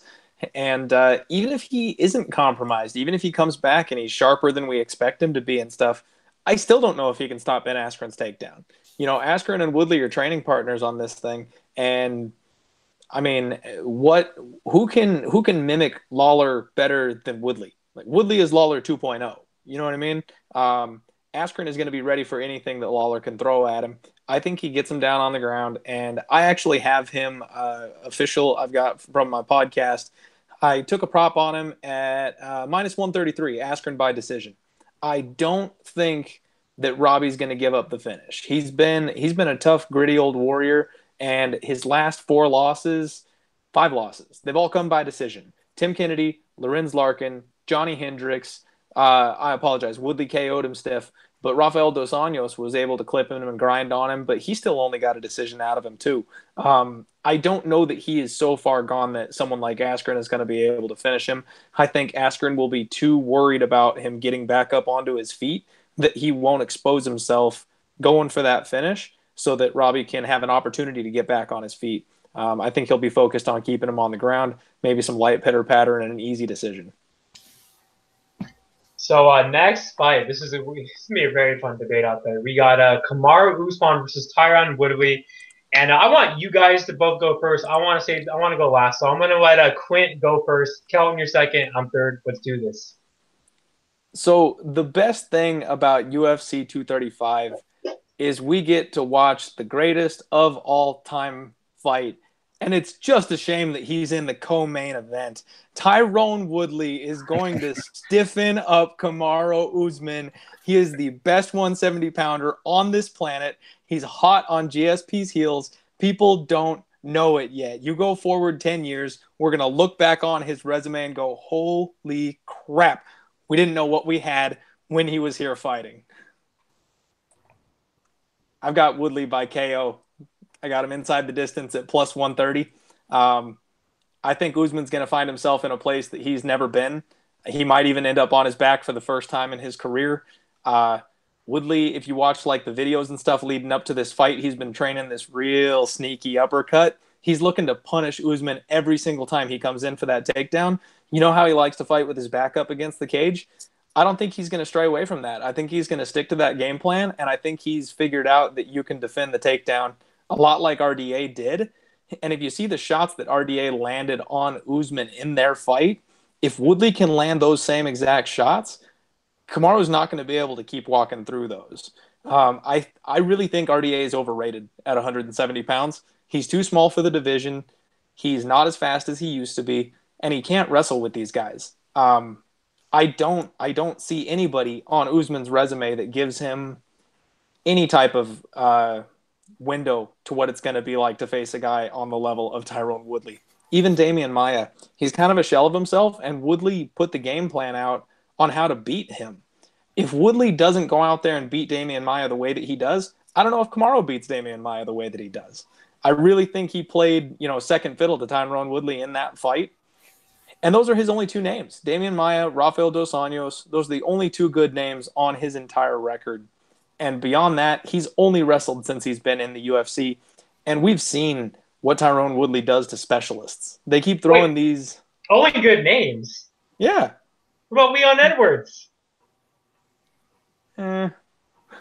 Come on, man. He's the top 10 guy right now. What about Sean Strickland? All right. I'll give you Leon Edwards. I don't know, man. I think Woodley is way better than anybody gives him credit for. I just think he's got the best mind in the game right now. He knows how to find that one little edge and then expose it over the course of a 25-minute fight. I just don't see how Usman beats him. Kelton, you go next. Wait, do you have any more? Any other? Nope, that's it. I'm good. Okay. All right, man. Kelton, you go next. So I'm the neutral playing field on this one, man. We got Clinton one side, Justin on the other. I'm sitting back and enjoying this one, man. I'm a huge fan of both guys. I'm so excited to see what's going to happen, man. I'm going to be very happy for Kamaru Usman if he can pull this off. I actually think Justin got a pretty good line on Usman. I think he got plus 155, I want to say, and a lot of money's been coming in on Usman, but and that might be right. But I still think Tyron Woodley should probably be favored here, that minus 140 range. You just can't count Woodley out of a fight, man. It's very hard to pick against him. I think he's probably, other than maybe two aspects of the game, he's probably better everywhere than Usman, other than the cardio and maybe the offensive wrestling. We're D1 wrestler with a black belt in jiu-jitsu. Kamaru is a D2 wrestler with I don't even know what belt Kamaru Usman is in BJJ, but I would be pretty confident in saying that if we end up somehow getting a BJJ match, I think Tyron Woodley is probably better there as well. I think Kamaru needs to get this fight to the later rounds because he probably is going to have more gas left in the tank if it gets to those third, fourth, and fifth rounds, but I don't know, man. I have a lot of faith in the guy. He is really, really, really good, but he has to fight the perfect fight here, man. He needs to survive the completely fresh Woodley. Early in the fight, man, I know how good of a wrestler he is. He's just not going to be able to take on Woodley. Woodley has probably some of the most elite takedown defense in the game. I know there was that fight against Rory McDonald years and years and years ago, but even at 35 or 36 years old, I think Tyron Woodley is in the prime of his career right now. I think Clint is so right about that criminally underrated resume that he's putting together that he can still keep putting together here, man. If he goes out here and knocks out Kamaru Usman here, that just boosts. Me personally, I boost Woodley up in the GOAT rankings really, really high after that one because, yeah, he's beat the Mayas, he beat Wonderboy twice, but I just feel like him going out there and beating an elite wrestler in Kamaru Usman, that would be a big statement. And I think at one point, Kamaru Usman will, I don't want to say make a mistake. It's not going to be so much Usman making Say it. He will. It's not going to be so much Usman making a mistake. It's going to be more of Tyron Woodley being a very, very smart fighter and finding his opening. And I think he's going to eventually crack Usman. I'm going to say second round knockout for the chosen one. I'm a huge fan of Usman, though. Do you follow me on Twitter? I said second round KO. That's what I got too. Well, let's go, man. So yeah, I think Tyron Woodley adds another defense to that title range. But holy shit, if there's any guy in the welterweight division that can beat Woodley, it's probably Kamaru. And like I said, I think Woodley should be lined around -140. So Justin, tell the people why you bet Usman. I mean that's not a bad line, man. I wish you guys both luck. I wish you could both catch. What about Colby? Colby can't beat Tyrone? Oh, dude, I think Kamaru Usman is so much better than Colby in my opinion. No, I agree. I'm kidding. So much better. I mean, I think he's better than. It's funny because I'm a huge Colby fan, and I actually maybe like a year ago, I thought Colby was better than Usman. Now I think Usman's better than Colby, but that has nothing to do with this fight. So, anyways, honestly, man, I have to say it, man. So I really think that Woodley could definitely knock out anyone. He could knock out Usman. I just think if he doesn't knock out Usman in the first couple rounds, I think Usman could definitely win a decision here, man, and grind him out. I think Usman's game is, I think he's going to back him against the fence, what he always does in all of his fights, and just kind of stall on Woodley. I don't think he's going to be able to take Woodley down the first couple rounds, but make no mistake about it, I think Woodley definitely slows down in his fights, and you can't sit here and tell me he doesn't. I mean, look at the fight against Maya. I mean, look at the Wonderboy fights. I mean, I honestly think the first fight, Wonderboy won that fight. And yes, Wonderboy is a way better striker than Usman, but that's Usman's game. He's a grinder, and he's the bigger guy here for sure. He definitely has the size advantage. I don't think Usman's going to go toe for toe and try to strike with him like Darren Till did. Darren Till's, a striker, and Darren Till got smoked. He didn't even throw one strike, but Usman's a smart fighter. I think his fight IQ is really good, and he's pretty durable too. We've never really seen him, get hurt in the UFC. One thing I want to mention too is I know I mentioned Sean Strickland, but I'm not talking. Okay, Sean Strickland's a good fighter. He's not a top 15 guy, but Usman dropped him too. I was really surprised, and this is the last thing I'm going to say is Usman's going to hurt Tyron Woodley. That's not going to happen. Usman's not going to knock him out. He's not going to drop him. I'm not the guy sitting here saying Usman's going to KO him. I'm not stupid. I just think Usman has the better cardio. I think he really does, and I think that Woodley slows down. I think he actually has more volume in Woodley too. I think Woodley is a really good KO artist. But we've seen him lose. We saw him lose to the freaking Roy McDonald, and Roy McDonald, has a way better striking approach, way better striking than Usman. But he took him down too a couple times. So I'm not going to sit here and say that Usman's going to take him down the first round and dominate him on the map. But I think the longer the fight goes, man, I think he's really going to tire him out in the clinch. I think he's really just going to grind on him against the clinch. Woodley backs up a lot too, so make no mistake about that. I just think Usman, man, is a really good fighter, and he's a grinder, man. I know RDA is not, now I'm not gonna sit here and say like a top 10 guy, or he's top 10 guy, not a top 5 guy, but he dominated him. I think he had a better performance against Colby too. I'm sorry, I think Usman had a better performance against RDA than Colby did. So I think Woodley has more power. I think Woodley's the better striker. I think Woodley, he's the champ for a reason. He's a really good fighter, but he's getting older, man. He's 36 years old. I think Usman has more left in the tank. I know I bet Darren Till last night. That was probably one of my stupidest bets of all time. But Usman's not Darren Till, and Usman made that clear in the press conference. Usman's a grinder. Usman's, a worst nightmare for a lot of guys. Now he's going against a really good wrestler, but I think he can really win this fight, man, if he just tires him out in the clinch, backs him up against the fence, kind of wears him, and throughout the fight, I think Usman's going to throw the more volume, and I think Usman could definitely outcrop him. I don't think Woodley's going to be able to take him down. I'd be really surprised if he did. So I got Usman by decision. I'm not going to, I'm not stupid. I'm not going to, like I already mentioned on the time, I'm not going to say Usman by KO. But hey, if Usman gets a KO, then I'll be on Twitter, oh my God, I called it, which is false because I did not say Usman get a KO. But if Usman gets a KO, I'll eat my shoe. I won't be surprised one bit if Woodley knocks him out because Woodley, hits like a truck.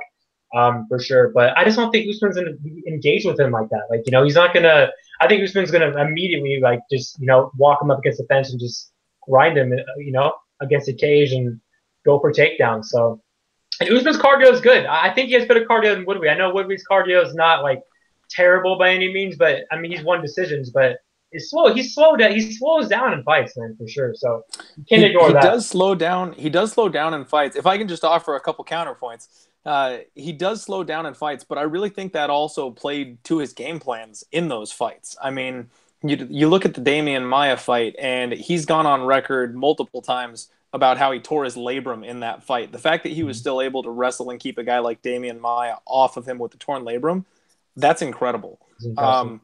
The same thing with the Stephen Wonderboy fights.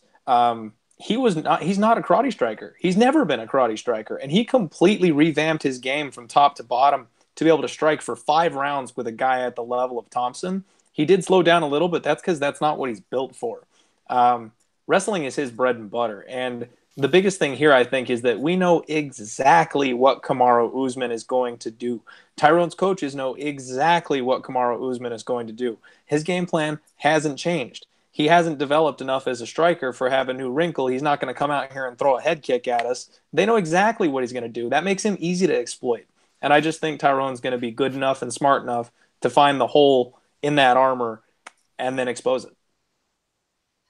Hey man, that's why you're on here, man. I mean, we're gonna, I feel like having debates is definitely, like one of the best, things on YouTube. You saw Clint on Usman, or on Usman. You got to Clint on Woodley. You saw me and Usman. So, yeah, man. One thing I want to mention real quick is Usman's striking has definitely improved a lot. But I mean, the guy's, he's relentless for the takedown. Like, he knows his game. He's a grinder. He's gonna try to take you down. He's not gonna try to strike with Usman with Woodley. I mean, maybe in the weight of the rounds, I don't know, but I just think Usman can definitely get a decision here. I doubt he's going to finish Tyron Woodley. I mean, I'd be really surprised if he did, but if he does, he does.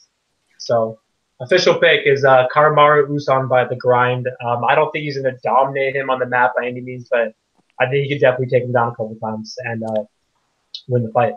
Well, good luck, man. Let's do it. Hey, Stan, good luck to you.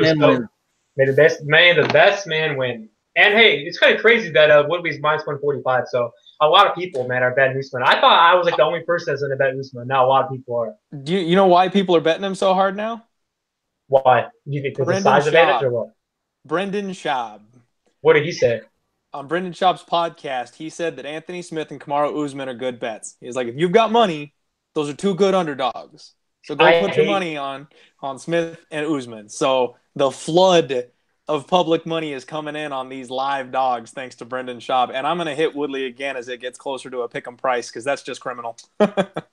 I hate Brendan Schaub, but wait, he's saying Lionheart's a live dog? What the hell is Brendan Schaub That's doing? what I'm telling you. Did you notice the Bones Jones line came down too? Yeah, but Brendan Schaub is, he's an idiot. So the main event, this is, I mean, what we're all waiting for. We got John Bones Jones versus Anthony Lionheart Smith. And I feel really bad for Lionheart Smith because, he's improved a lot, man. I mean, no one thought he was going to beat Volkan. I mean, damn, I bet Volkan, and that was definitely a very tough pill to swallow. Me too. Because Kelton too, because Volkan was winning that fight, and he just quit on the mat. And Lionheart Smith is a new man at 205. He's a new man in the UFC. I mean, the guy's, he's been on a 3 or 4 fight winning streak, man. He's been looking really good. But I'm going to disagree with what you said about Woodley being the best fighter of all time. Is that what you said? I did, yeah. There's some clickbait for everybody. Hey, I think he's the best 170 pounder of all time. I'll say that. And I actually bet against him here. So I do think he is. But I think John Jones is the best fighter of all time. And I just think John Jones has a huge advantage in this fight, wherever it goes. I think John Jones could hurt him on the feet. I think he could. But I think what's going to happen, though, is he's not an idiot. He knows Anthony Smith's only chance to catch him on the feet. I think John Jones is going to go after him and take him down immediately and get a first-round TKO. So I think John Jones is, I think he's so priced on DraftKings, but he's the best player in the card. He's going to get a first-round finish. So I got John Jones by mauling, and he needs to fight Francis Ngannou in the future. That would be legit. Ooh. Clint, who do you got in this fight? I'm right there with you, man. I feel bad. They're selling wolf tickets with Anthony Smith. He's a great guy. I mean, he's a good fighter. He's been entertaining since he got off the Schneid and he joined up with Bellator. he's been on a pretty good run, and he does look impressive at 205. But, I mean, let's just look at the guys that he's beat, all right? His last 5 fights, all right? He TKOs Hector Lombard in 2017. Lombard was nothing to write home about in 2017, especially at 185. He was way behind the times at 185 by that point. He gets TKO'd by Thiago Maheta Santos in February of 2018. That's 1 calendar year ago. He got TKO'd by Thiago Santos. Now, we know Santos is a beast, and I hope Santos fights John Jones next, because I will bet Santos at the same line that we have Smith against John Jones right now. I will bet on Santos. But so that's a legitimate loss. There's no shame in losing to Santos by KO. But his next 3 fights, Rashad Evans, Mauricio Shogun Hua, and Ozdemir. Now, like you said, he gave up. Ozdemir gave up. All right, so I don't even want to give him that one. But so that's a legitimate win. Okay, I'll give that one to you. But Hua is a shell of himself. He's done at this point. And Rashad, we shouldn't even talk about Rashad when it comes to fighting. He's got brain damage at this point, and he is not anywhere close to the level of fighter that his name carries. Those 3 names I don't think make you ready to fight John Jones. 205 is short on contenders right now. That's why he's in this fight. John Jones is good for pay-per-views. That's why he's in this fight. The line is justified. John Jones wins. He wins this fight however he wants. I'm actually going to sprinkle John Jones in round 2 because I think he plays with him a little bit. I think he's going to get in there and feel it out in the first round. And I think that Anthony Smith is just not going to be able to handle the heat. And when John turns it up to that next level, then it's going to be over. He can submit him. He can KO him. John Jones can do whatever he wants with this guy. John, what do you got? Man, so I actually have a hot take. I think there's some value on a very wide line. No, it's not Anthony Lionheart Smith. I actually think there's some value on John Jones wins by decision plus what? 752. No.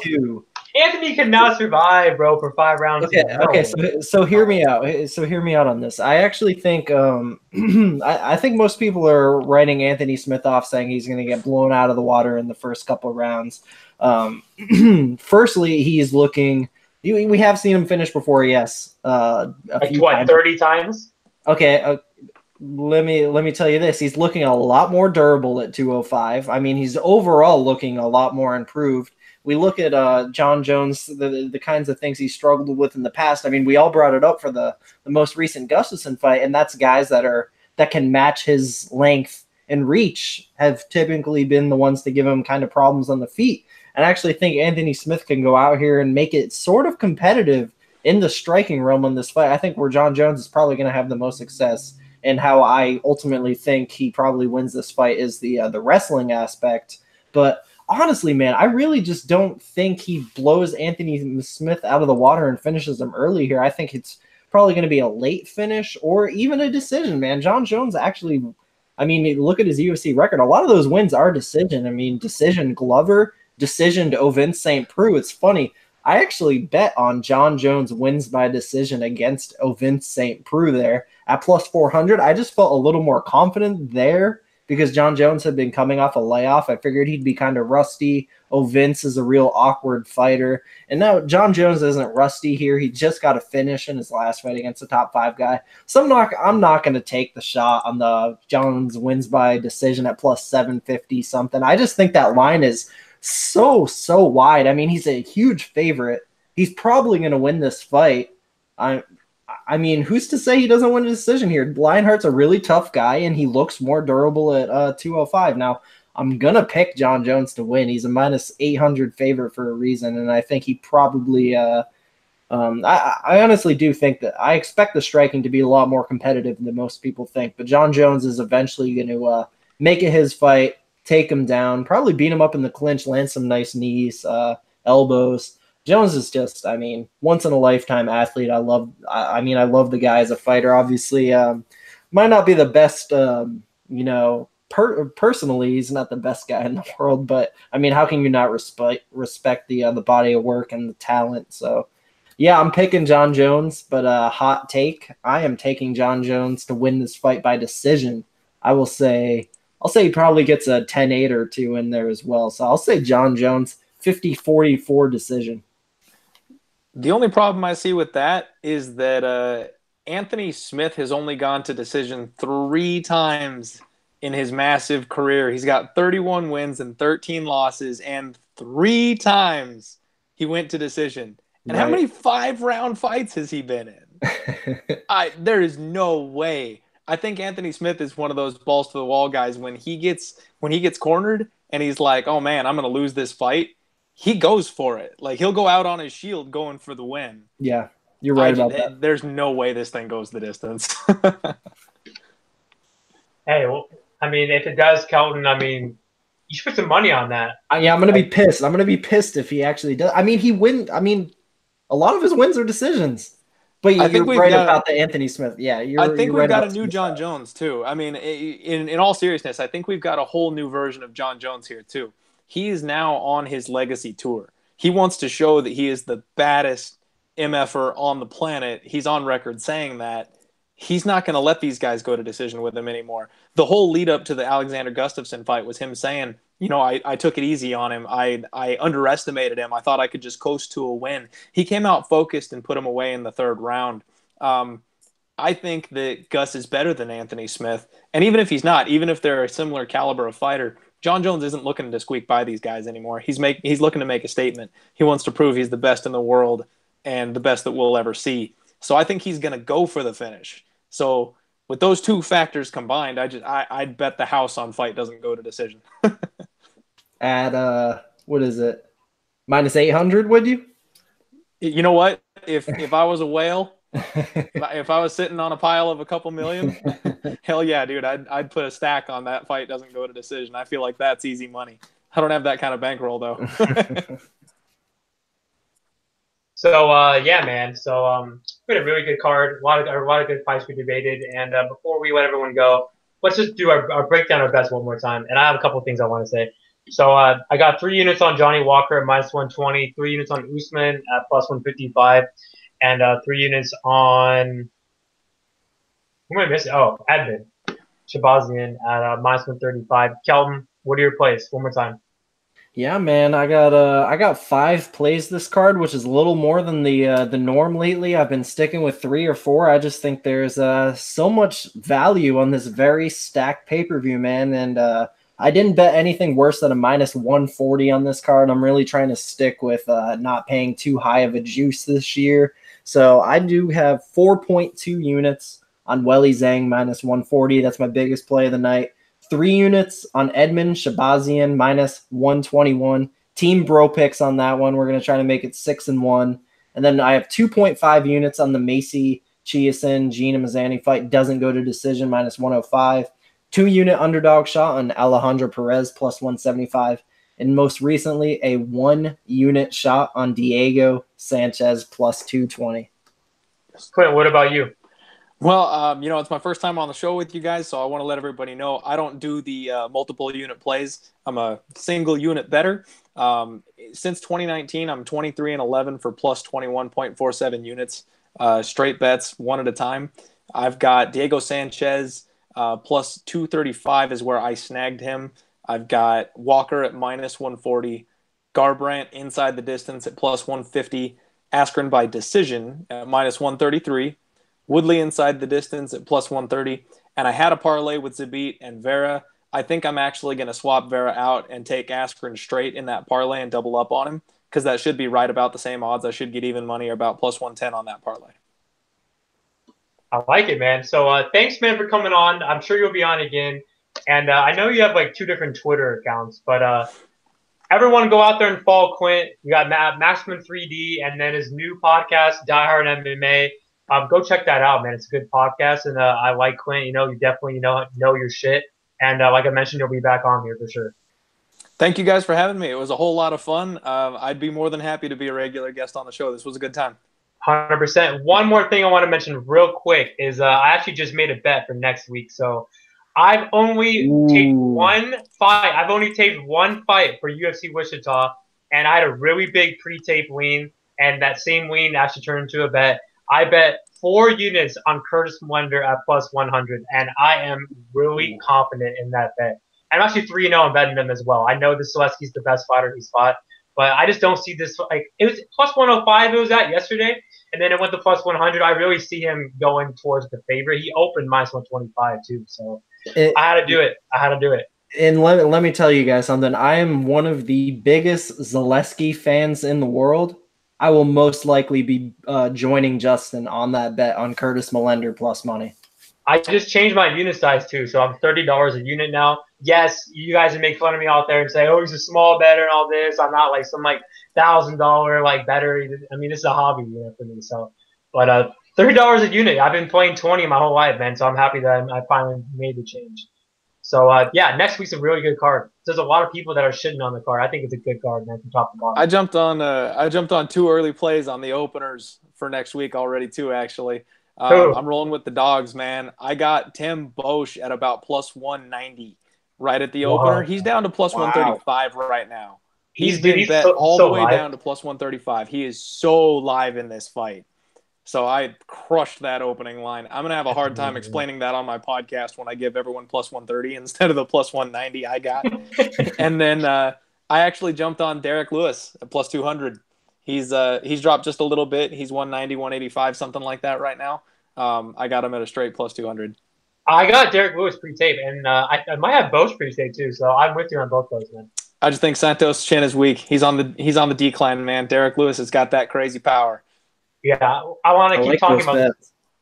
You know who I really like, though? Like, it's pre-tape, and there's a lot of people out there that's DMing me, a lot of my friends that are saying that they're so high on Tim Means, all this stuff. And if you guys know me, you guys know I'm a big Nico Price guy.